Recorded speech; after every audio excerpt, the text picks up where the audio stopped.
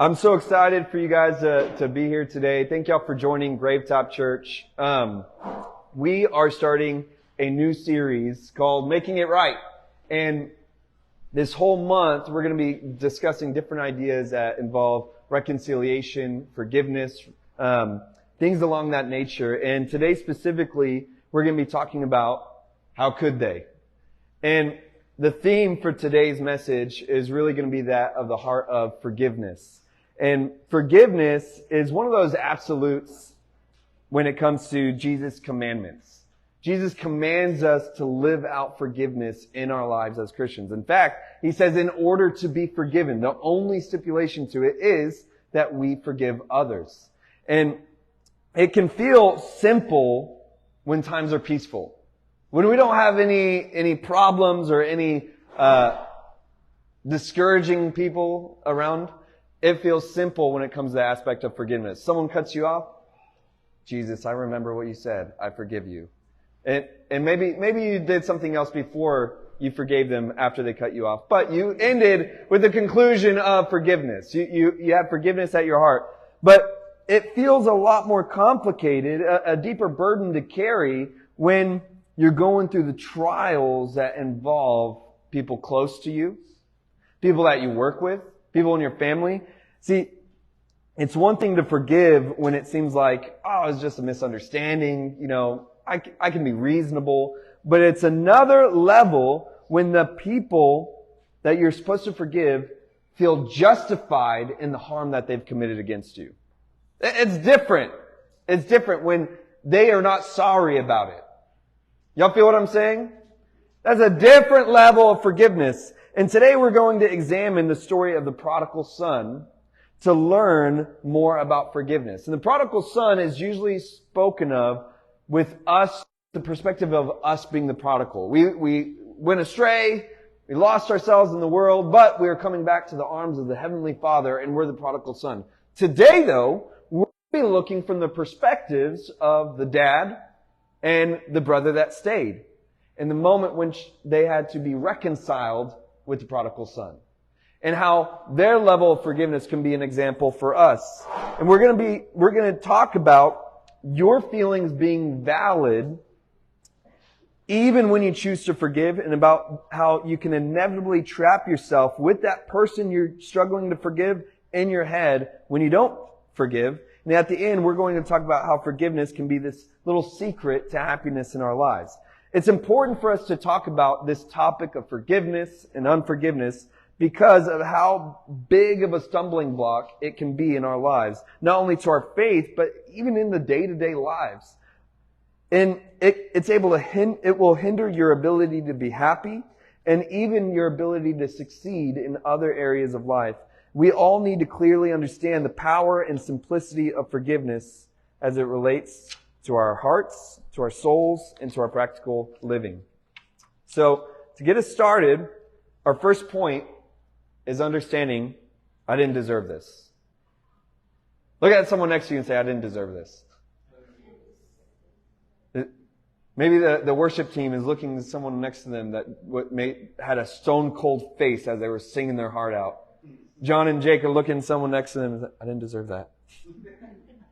As we stared unempathetically during worship, and them just wondering the whole time as they're trying to sing passionately if you think they're doing a good job or not. As you just looking like this. That's tough. I mean, imagine me. I'm preaching out my soul, Jake. How do you think I feel? I didn't deserve this. Forgiveness doesn't justify what happened. I know I get off track sometimes, but just forgive me, okay? So what we're talking about today. Forgiveness doesn't justify what happened. See, I think that the struggle with initial forgiveness is the idea that it's like you're saying that it was okay. And it makes people feel conflicted, especially when you know that it was so unfair, when it's so wrong. And we're typically left with this feeling of wondering why someone would do what they did. Why did they do this? Why did they say this? And it feels confusing, and it even makes you question yourself. Did I do something wrong? Was it something that I said? Should I have said this to them? When they said this, should I have responded this way? And it feels so confusing as you try to almost like desperately fix it. Because this idea of forgiveness, wherever it happens, when it's wrong done to you, it may be different from person to person, but the idea of having these incidences of wondering what happened, why, it feels uncomfortable. And there's certain scenarios where there's like a cause and effect, like there's a leading up to the incident. Or that saying, what is it? Hurt people. That's true, right? But shoot, there's also times it's like you didn't even need to get hurt. You're just bad. Like you're just a mean person. You were cruel unnecessarily to me. I didn't do anything to you to cause this kind of effect. And there's just moments in life where, I don't know, the devil is able to just take a holiday for some people. It's like they don't even need to work in a person's life.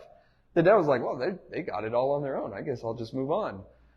It's just, there's times where there's no motivation besides selfishness, misjudgment, jealousy, or even their own misery, like hurt people. But whatever it is, it can feel complicated to forgive. But to know that when you forgive, it does not justify what happened. For the prodigal son, look how it starts out. Underneath every chair, there's a Bible, if you want to read along with us. And we're going to be reading from Luke chapter 15, verses 11 through 13. And in those Bibles underneath your chairs, it's in page 510. I try to make it easy for everyone. Page 510. And this is the beginning of the story of the prodigal son. How many people prefer paper over digital phone Bible? Anyone? Oh, okay. Paper. I like how it feels. You like the way it smells, fresh paper cut, trees burnt down for my viewing pleasure. I love that. It says, and he said, this is Jesus talking, there was a man who had 2 sons, and the younger of them said to his father, Father, give me the share of property that is coming to me. And he divided his property between them. So what's happening is he's saying, Dad, I want my inheritance now. I don't want to wait for you to die. I want it right now. I don't want to be a part of this family. I would rather just be you to be dead to me currently instead of having to wait. Give me my share. And I think that even in our culture, we could see that is inappropriate. It's mean. It's cruel. It's not nice. And especially within Jewish culture, to where their value of family and respecting it's one of the 10 commandments, honor your mother and father. Like, it's pretty embedded into the Jewish culture. And so for them, for this kind of situation, for him to ask of that, it would normally, I'm sure in different towns, they might have even taken this young man to go, stone him to death. It was a severe insults to the family.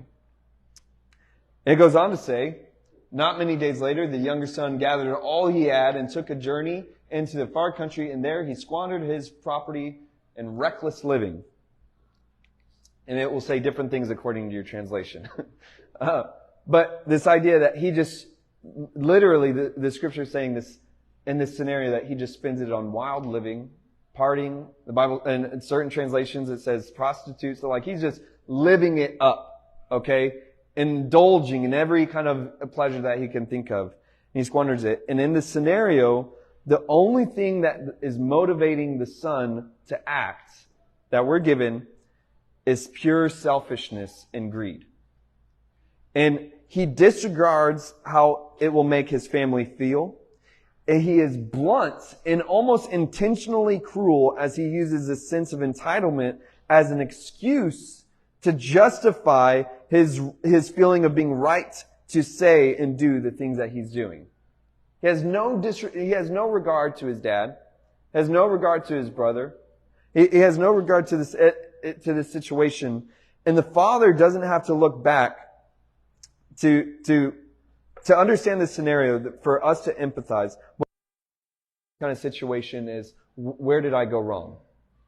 If you're a parent And you look back on your kids when they make poor decisions, the number one thing we think is, what did I do wrong? What did I do wrong? What did I do to cause them to do this? In this scenario, he didn't do anything wrong. It was just the choices of the son. He just wanted that. In fact, there's a comparison. There's an older son and a younger son. The older son had no inclination to do that. It just happened. And see, that's what this point is about, is understanding that the father in this story did not deserve that from the son. He didn't deserve that. And for you to understand that there's moments in your life where you go through that kind of pain and mistreatment, and that you don't have to think back and wonder, did I just deserve this? Is this karma from my past life? We don't, as non-denominational Christian church, we don't believe in, past lives and stuff. But just for, meaning's sake, to understand that you don't have to wonder or feel curious of how it's somehow your fault, but that you can simply resonate that there's things in life that happen from other people where there's instances you just didn't deserve that. It was just mean. And for the brother, think about the brother, what he was probably thinking in his head. Don't you think that there's probably nights where he stayed up late because he couldn't sleep as he was contemplating different hypothetical scenarios of what he could have done as a brother to have better helped his younger brother along. Times where he even felt guilty that I should have been a better brother to him. Maybe it's something because I treated him this way. Maybe because I didn't share my toys enough. And all these different things of how it's somehow his fault. Do you notice how we do that? How we try to put the blame on ourselves even when it's other people's actions. But at the end of the day, it's not within your control. And the reason that we try to take back control is because what they did truly hurts us, whether on a practical or emotional level, and we're trying to fix it. But what you're really trying to do is you're trying to take control over this poor decision that they're making, this bad decision, this spiteful decision. But nobody else is able to control the choices of other individuals. You can't control what anybody else does. Ask my wife. She can't control me at all. Every week, she tells me, why did you say that? Pastor, you can't talk like that. I'm doing my best. She said, don't say that kind of joke. I'm doing my best. She can't control me. It's just life. But once you recognize each individual's freedom of choice, you're able to better embrace freedom of knowing that you do not have to be bound to other people's choices. Other people are having consequences, but yet you feel like you're living the consequence too. You can let go of that. It means that you can have that freedom. You can freely acknowledge even injustice in the moments where it's committed against you. Not only can you have the freedom to not have to worry about what the decisions are that they make, but you can have the freedom to know, oh, I'm allowed to feel bad about this. I'm allowed to feel sad. It's okay for this feeling that I have that feels ugly about this whole nasty situation, that I don't have to suppress it. But it's okay for me to feel angry, sad, whatever emotion that comes from this wrong that happened against me. Y'all dig what I'm saying? And I think that allowing yourself to feel hurt without the desperation of trying to fix it is really one of the first steps of having that genuine forgiveness. Is simply being able to accept that you didn't deserve it. And see, forgiveness is really simple. I think that forgiveness becomes really complicated with our churchianity because we always try to make something sound more intelligent. Like here's 23 tips on how to truly forgive someone. It's like we make it so complicated. Here's a simple method that I have found to be helpful. On Judgment Day, if God were to bring this person before me and say, I saw what they did to you. I'm ready to punish them for what they did. Would you like me to do that? Forgiveness is me saying, no, I forgive them. It may still hurt. I may say it with tears. I may say it with gritted teeth and clenched fists. But forgiveness is simply not damning that person to the punishment that they may well deserve. Y'all feel me? If you forgive someone, if you ever feel confused about it, have a simple prayer to God and say, God, I'm still pissed off about this. I'm still angry. I'm still hurt. But I give them to you. I forgive them. And I don't want them to be punished for this against me. I forgive them. I release them into your hands.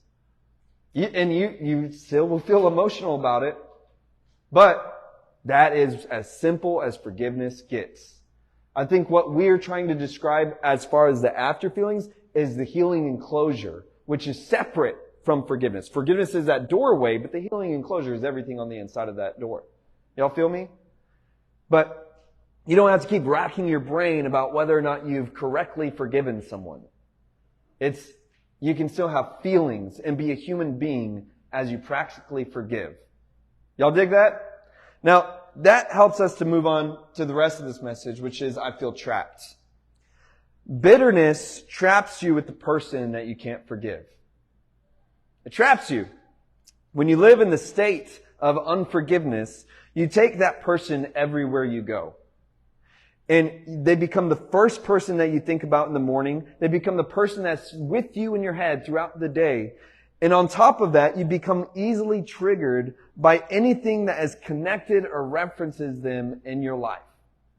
You just see a certain car. You may see a certain object in your house. It's just like you see random things, random instances. Someone can even say a certain word or a saying, and it triggers you to where all of a sudden that person is right back with you in your head. And you're trapped with them. And it's like you're so connected, you end up becoming trapped in this emotional and mental prison with them, and you can't escape them being a part of your life. And you end up giving them total control over your life through this simple path of bitterness. I mean, we end up making decisions based on what one person did, and it defines who we are with other people. You know how many times I've heard someone say that they'll never try a church again because of the way one church hurt them? Hey, I've got hurt by church. I've been church hurt before. I've started a church to try to express a different way for people to experience church. But so many people will not go to a church because they're too triggered by the church hurt that they've had before. Are their feelings valid within it? Of course. But they're letting that one person or people control their life to where there's people who want to go to a church. They want to feel that connection. They want to feel that community. But they're so afraid of seeing that person again in a different form. They're so afraid of that person being at this new place in their head to where they avoid it altogether. And they're trapped. They're making decisions based off of these people that hurt them. And they could be experiencing life, but instead they're trapped in this feeling of death. For this story, it goes on to say, and we're going to be in this page 510, the rest of this message. In Luke 15, 14 through 30, the story goes on to say, when he had spent everything, a severe famine arose in that country, and he began to be in need. So he went and hired himself out to one of the citizens of that country, who sent him into his fields to feed pigs. And he was longing to be fed with the pods that the pigs ate. I don't know why, but every time I read this, I always just imagine pig food and wondering if I know what pig food looks like. Every single time, no matter how spiritual I could be, every time I see pig pods, I just get a visual, and I don't know if it's really what pig feed looks like. It has nothing to do with it. I'm sorry. And no one gave him anything. But when he came to himself, another version says when he came to his senses, he said, how many of my father's hired servants have more than enough bread, but I perish here with hunger? I will arise and go to my father, and I will say to him, Father, I have sinned against heaven and before you. I'm no longer worthy to be called your son. Treat me as one of your hired servants. And he arose and came to his father. But while he was still a long way off, his father saw him, felt compassion, and ran and embraced him and kissed him. And the son said to his father, Father, I have sinned against heaven and before you. I'm no longer worthy to be called your son. But the father said to the servants, bring quickly the best robe and put it on him, and put a ring on his hand and shoes on his feet, and bring the fattened calf and kill it, and let us eat and celebrate. For this, my son, was dead and is alive again. Plug Gravetop Church right there, right? That's perfect. From death to life. He was lost and is found, and they began to celebrate. Now his older son was in the field, and he, as he came and drew near to the house, he heard music and dancing, and he called one of the servants and asked what these things meant.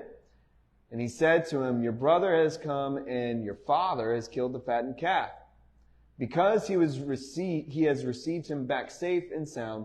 But he was angry, and he refused to go in. And his father came out and entreated him. But he answered to his father, look, these many years I have served you, and I never disobeyed your command. Yet you never gave me a young goat that I may celebrate with my friends. But when this son of yours came, who has devoured your property with prostitutes, you killed the fattened calf for him. So now let's pause here. And we see the perfect comparison. We see the father who openly and freely forgives this son of his. And we see the brother who refuses to forgive this brother of his.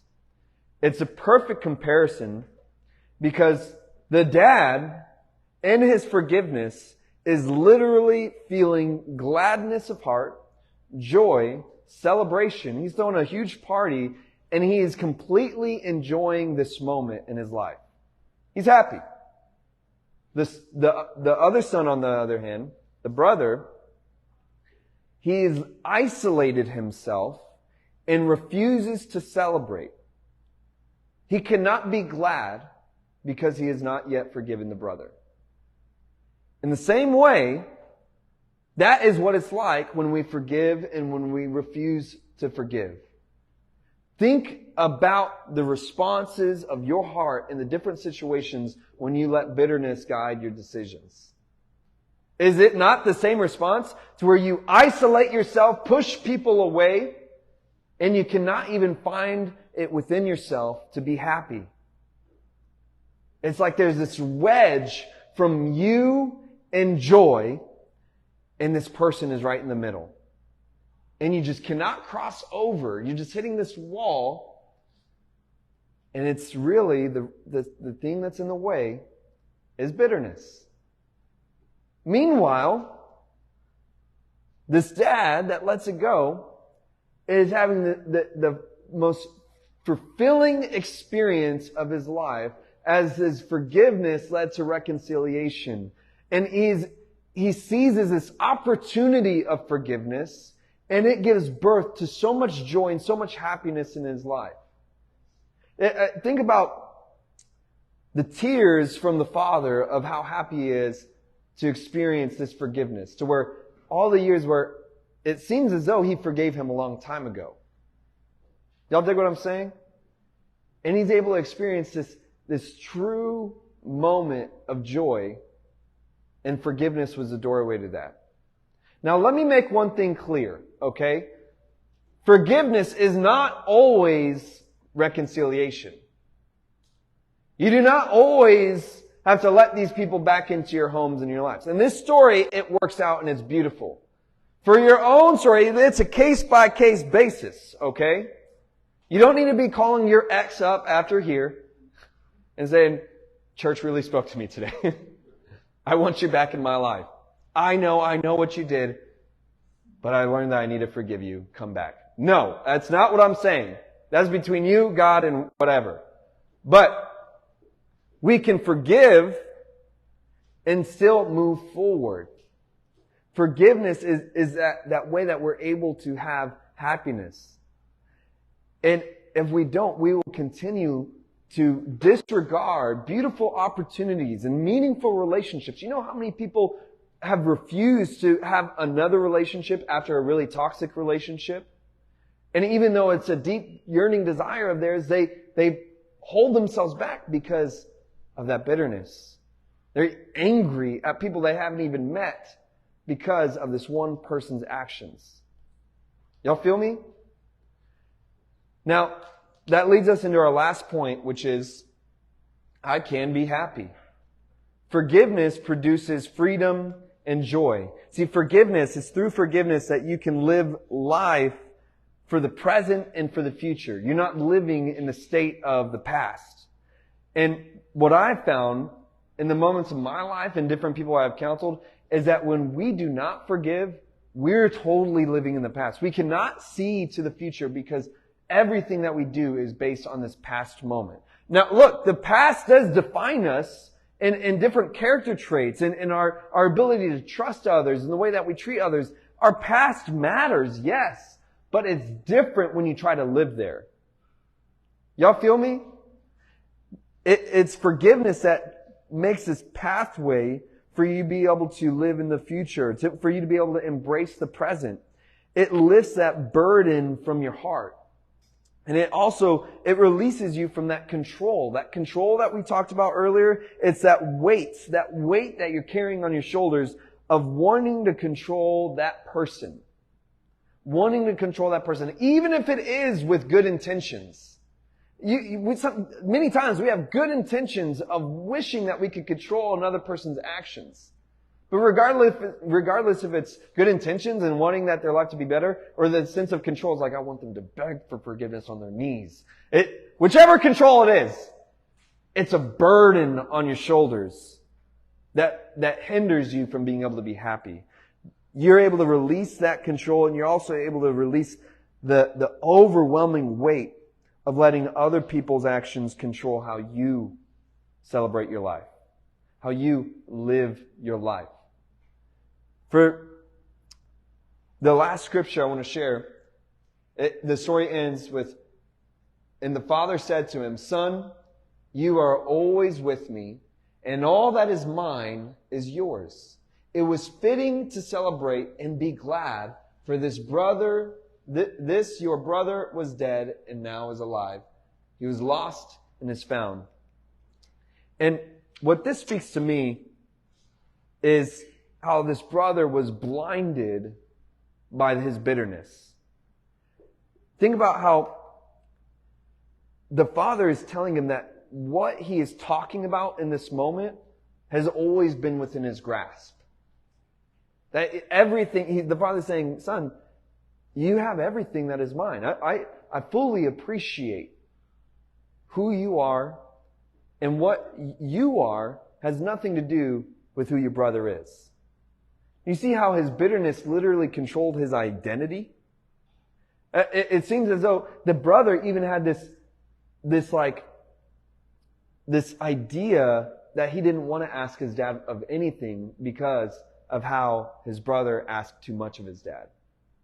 And while it's considered, you see how everything that he's doing in his life, in this short story, the few decisions and things that he says, everything that we see from him has reference of why being connected to his brother. And his brother is literally controlling his life, his choices, even what he sees as opportunity. And he is still figuratively lost as he's chasing his brother in his mind. And he let the actions of his brother determine so much of how he was living in the present. He let what his brother do decide what he was willing to do. But in this moment, he had this beautiful opportunity to be free and experience the joys of what he had. And it was right in front of him if he were to simply forgive. That so much joy and opportunity was right in front of him, and the only thing holding him back was forgiveness. For us to really take this to heart and consider that forgiveness is this foundational principle. It's going to be a foundation to everything else that we talk about this month. But it's a foundation that should be at the core of your personhood in your life. You know, there's several years ago to where there was some people some young kids that me and my wife were taking care of for a while, and they ended up leaving on really ugly terms. And I was so angry, like filled with rage, really. And I was also really hurt. And there's a moment in which I told myself, I will never help somebody again because of the way they responded to my help. I will never help somebody again. And I was just so angry and so hurt. And almost like in a split second, I realized that helping people had nothing to do with them. They just happened to be some people that I helped. But helping people is something that I truly enjoy doing. And I was about to let this bitterness so quickly steal gladness from my life. To make this new pillar to stand in the way from me and what I truly enjoy doing. And I realized that I should not let what they did determine what could be for someone else. Y'all dig what I'm saying? In the same way for you, I want you to consider who God is to your life. See, I think that so often we have these situations in our life to where a lot of people here in this room have been hurt by church at some point. And we carry this sadness to our souls that's connected to our ability to forgive. And even when it comes to trying out church, we have this reservation. And I'll be the first one to say that I get sketchy even when I visit friendly churches, to other churches. When I go to networking things, I'm meeting other pastors. I'm a pastor. I'm like, hey, what's up? I'll be reserved. But to consider that our connection to individuals, our connection to churches, that all of that should not hinder our connection to God. And so many times it's been hard for us to pray because what we've experienced with people. And we're wondering the same questions, why? Why is this happening? Is it something that I did wrong? Is God punishing me? And we go through all these different scenarios as we want to fix it. And so often we'll feel this sadness, this bitterness connected to our ability to forgive, and it ends up hindering our relationship with God. Have you ever found it hard to pray because of the forgiveness that you know that needs to happen? That unforgiveness that's wedged? It's hard for you to even make that connection with God. And what I'm saying here today is that it's part of the program. That is this real spiritual and practical thing that we have to do. And able to have that connection unbridled. To embrace the full impartation, we have to simply forgive. Again, it doesn't mean that it justifies the person. It is really you separating yourself from that person. It's separating yourself of whatever consequence you believe should happen to them, whatever they deserve. It's separating you from them entirely when you forgive. And it helps you to live in true freedom. And you will feel a complete difference in your faith and your walk with God once you have that simple prayer of releasing those people from your life. Because you're able to feel the fullness of God's forgiveness and mercy and embrace for yourself. With that being said, let's bow our heads and pray. And if you're here with every head bowed and eye closed, and you feel this conflict on your soul, you feel something pressed on your heart, and maybe you're here and there's just a list of people that you know that you need to forgive. Let's just start right there. Maybe you're considering in your eyes, when I say forgiveness, you have people that automatically pop up in your head. You don't even have to think about it. It's just a reaction. And if you're here and you just know in your heart that you need to forgive, whether it's one person or some people, with every head bowed and eye closed, if that's you and you're ready to do that today, I want you to just raise your hand. Amen. I see all your hands. I see all your hands. So now I want you to just make a simple prayer to God. You don't need me to lead you through this perfect little pretty prayer. You can just simply say, God, I release them to you. I forgive them. I don't want them to be punished for what they did. I surrender them to you. I don't want to carry this anymore. I forgive them in the same way that you have forgiven me. Thank you, Jesus. And as you guys are finishing that up with every head still bowed and eye closed, if there's anybody here, you feel pressing on your heart that you need to make a decision for Jesus in your life. Maybe you're realizing through this talk about forgiveness that you've never had this clear conversation with God to experience forgiveness for yourself through Jesus. And you have this premonition where you just know that you need to do that today. Maybe you did a long time ago, or maybe you've never done that before, but you just know right now it needs to happen. With every head bowed and eyes still closed, if that's you, I want you to raise your hand. I see your hands. So now there to yourself, I want you to have your conversation with Jesus. Like I said, you don't need me to lead you through a pretty prayer. You can talk to Him yourself. The Bible says in the book of Romans that if you believe in your heart and confess with your mouth that Jesus is who He says He is, surely you shall be saved. Surely you shall be forgiven. What it's saying is, if you have a genuine heart and talk to Him yourself, that's all it takes to start this journey, this relationship with Him. So let's just take a moment to do that. Thank you for being a part of the Gravetop Church online community. I hope that today's message inspired you and that it made a difference in your life. If you'd like to connect with our church or if you'd like to donate towards our mission, all you have to do is go to gravetopchurch.com and find the Ways to Connect tab or the Donate tab. Either way, I'm so grateful for you being a part of today. Until next time, have a great life.